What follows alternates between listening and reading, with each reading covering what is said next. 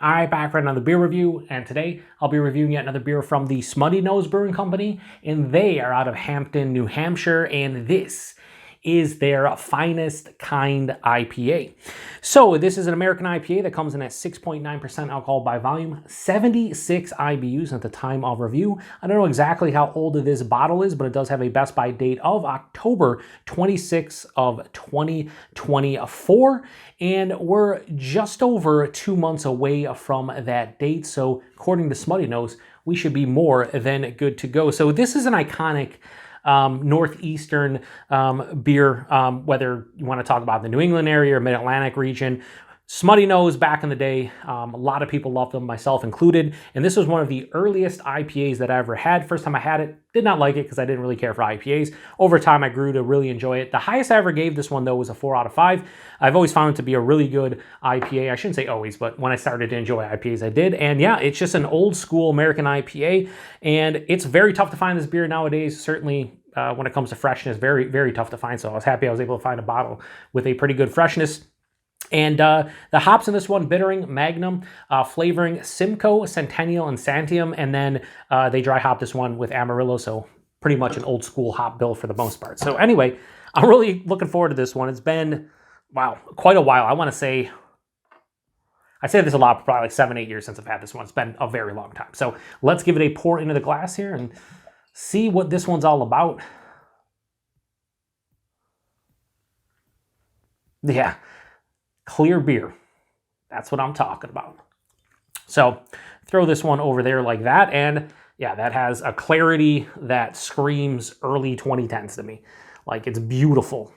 Just a beautiful look to it. It has a brilliant, like, clear golden color. That's pretty much what it looks like. Has a finger of this super tightly compact head that is like off-white, but it looks super creamy. Hold it up to the light. Yeah, it has a great clarity. I can see my hand through it. There's a little bit of chill haze, but you can see the shadow on my hand, maybe make out a little bit of my fingers. But for the most part, this just plays the role to me, of an old school American IPA. It just looks beautiful. It's kind of what I expect. That's an IPA of yesteryear. And a lot of the West Coast IPAs nowadays. Anyway, let's get those.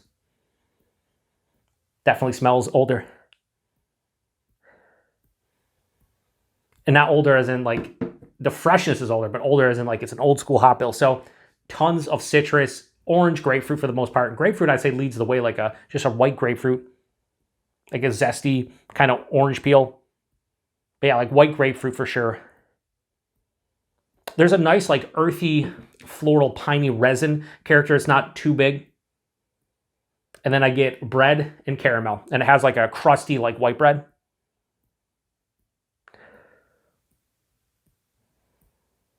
Very simplistic. It reminds me again of like so many beers I would drink from like 2010 to like 2013, in that range. Hop forward beers, that is.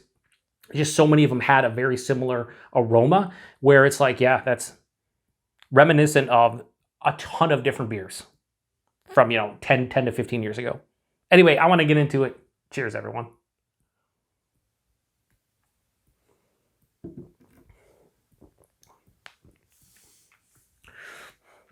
Yeah, that bitterness is nice. So the whole reason I hated IPAs to begin with is when I first started drinking craft beer, I wanted sweet beers. So the first couple styles that I absolutely loved was basically any kind of sweet porter stout. So like a milk stout, a milk porter, a sweet stout, things of that nature. So like Bell's Special Double Cream Stout. Or like, old school, just like milk stouts. I just really enjoyed them. Then I realized it was the malt character really, obviously driving the sweetness. So then I started getting like really like barley wines and like, bigger ABV malt bombs, like, like Scotch ales and, wee heavies and things of that, and old ales. But once I started actually enjoying the bitterness and enjoying the hop character, I started to like IPAs. And this was, I'm not gonna lie to you and say this was one of like the first IPAs I really enjoyed, because the first time I had it, I kind of hated it. And then I tried it like maybe a couple years later. And at that point, I started liking other IPAs, and I tried it again, and I think I tolerated it. It was all right. It really didn't grab my attention maybe to like 2013, 2014. Anyway, body mouthfeel. Buying this at 6.9%, it's like medium, so maybe a bit thin, almost 7%. Maybe even a touch under medium, so a little bit thin. The mouthfeel is old school. It's crisp. It has pretty nice cleanness to it, cleanliness to it. Yeah, cleanliness to it. But it's crisp on the palate. It's like moderate carbonation. It's smooth on the palate. It's an old school mouthfeel, and for sure, like, and I think the mouthfeel is better than the body. The taste. Now this is where, like, this is definitely not like a West Coast IPA. This is the old school East Coast IPAs. Like this is very reminiscent of like Dogfish Head 60 Minute for me, or something in that realm. Forefront, it's bready, caramel malt, dives right underneath the palate, kind of with you the entire way, just kind of propping up all that hop goodness. After that, citrus, white grapefruit, and orange in that order. More white grapefruit than orange. It has more of a rindy, or more, I'd say like a grapefruit pith. It has like a zestiness to it, a bittering kind of grapefruit right in the middle of the tongue at the forefront. After that, I get like a smidge of like a peach, or like some kind of sweeter, like over-ripened stone fruit. So you have peach, apricot, nectarine, something like that. It's not too big. It's just a little bit of a slight kind of vibe. Maybe even like a honeydew melon rind as well. And then the finish.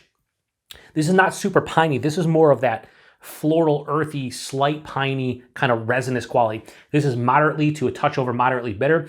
It's pretty fucking dry. Like, it's not bone dry, but it's approaching it. This is not balanced to that. You know, a lot of times they'll be like, oh, it's balanced because, you know, you get the dryness plus the bitterness, and it balances out the maltiness. Problem with this one is not all that sweet to begin with, right? So this is definitely a bittering beer. This is a bitter IPA. It's not overbearing. This isn't a palate wrecker, but if you don't like bitter IPAs, you probably wouldn't like this one. But again, that's because this is an old school IPA style. It's really nice though. The last time I had it, I gave it a 4 out of 5, and that was, again, probably where I didn't really start loving IPAs to like the mid to late 2010s. So I started my channel in 2018. I probably still started to really enjoy IPAs maybe between like 2015 and 2018, but probably in that 2016, 2017 realm. Last time I had this one, I don't know. I probably checked it on tap. I would say it was probably in that range. And I gave it a 4 out of 5, and I said it was good. And, you know, I said I always enjoyed that one, even though that was a lie, because I didn't always enjoy it. But I can't go much higher than that 4 out of 5, because I think stylistically for an old school American IPA, this is really well done. And I'd probably give it, you know, like a 4.25, 4.3, like really nice score. This is a good, you know, old school American IPA from the East Coast, and more specifically in that Northeastern / New England region. However, for me personally, it's going to be a little bit lower on the rating scale. 6.9%, like, again, I would think it's maybe more in like the 6.5 range, because the body's a bit lighter, but there's no alcohol astringent, nothing on the palate, nothing in the chest, so that's nice. But it's not a beer that I think at this point will blow anybody away. But if you come from the old school IPA world, where that was your jam 10, 15 years ago, drinking those old school IPAs, then this is what people would seek out back then, and that's probably what they still seek out now for the most part, if their palate's still in that you know, in that area where they want a lot of bitterness. Again, this is not too bitter. It's just, I would like a little bit more, if we're just being honest, I'd like a little bit more flavor and a little bit more balance, and I think this one would probably get in that 4.25 range. As is, though, I'm going to give Smuttynose a Finestkind IPA, the classic IPA. I'm going to give this a, I'll go high 4 out of 5, I'll go 4.05. I think that I'll give it slightly higher than I did the last time.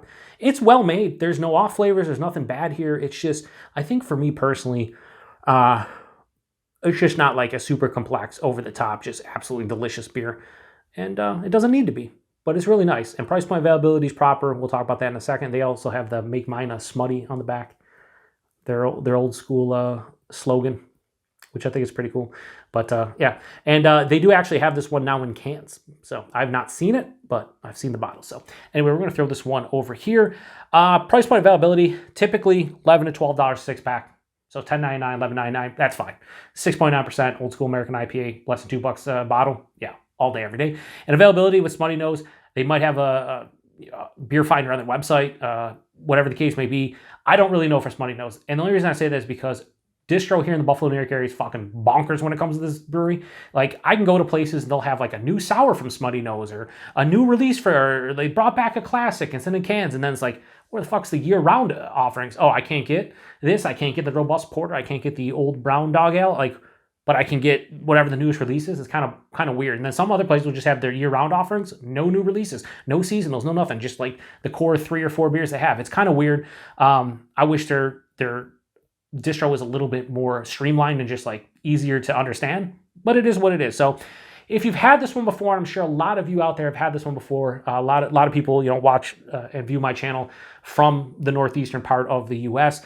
This was a very popular beer going back 10, 15 years ago. So if you've had it before, please post in the comment section. I'd love to know what you think about this one. Have you had it in, say, like the past 5 years? Do you think the qualities went up and down? They had the whole thing where they auctioned off their brewery and it was bought like a big, what was it, like private firm. And I don't know if the beer has changed because I haven't drank this enough to be like, oh, it's completely different than I remember. It's kind of in the same realm. I'm sure there's some differences here. It's kind of in the realm of what I expected this beer to be based on prior experiences, but I don't know if they really changed too much up with it. So anyway, I'm going to shut this one down. Appreciate everybody stopping by for another beer review here on the Beer Patrol. To the next one.